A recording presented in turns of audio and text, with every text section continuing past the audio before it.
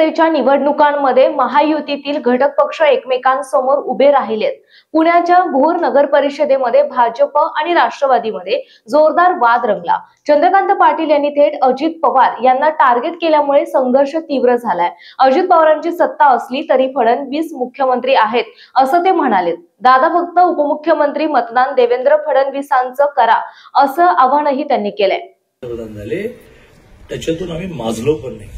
2 होते त्यावेळेला खचून बसलो नाही आणि 303 आले आणि तिसऱ्यांदा मोदीजी पंतप्रधान झाले म्हणून आम्ही काय माजलो नाही। ह्या सगळ्या पक्ष संपवून टाका, हे अंड त्याला उचलो असं आम्ही केलं।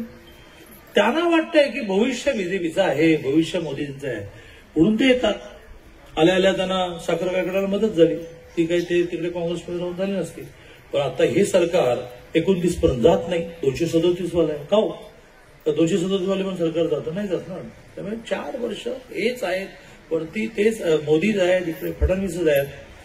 मग संग्राम थोपटे सारखे ज्यांना आपल्या समाजाच्या विकासाची काळजी असते ते पक्षात येतात। आमचे जुने कार्यकर्ते इतके मनाने मोठे आहेत की त्यांना थोडे खळखळ करतात।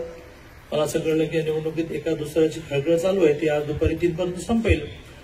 खळखळ करतात पण सामावून घेतात आणि मग म्हणतात की संग्राम थोपटे तुम आगे बढ़ो।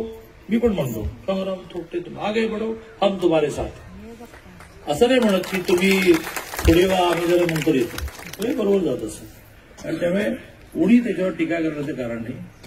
ही सभा तो इतिहास मांडण्याची नाही।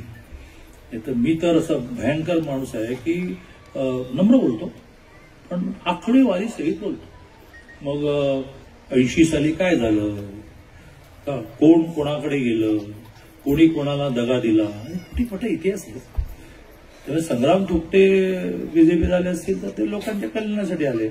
त्यामुळे यावर नका निवडणूक न्या, पिण्याला पाणी देणार, चला यांना मतदान द्या।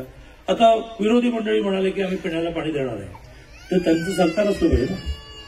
जरी समजा इथे अजित पवारांचं सरकार असलं तरी मुख्यमंत्री देवेंद्र आहेत ना।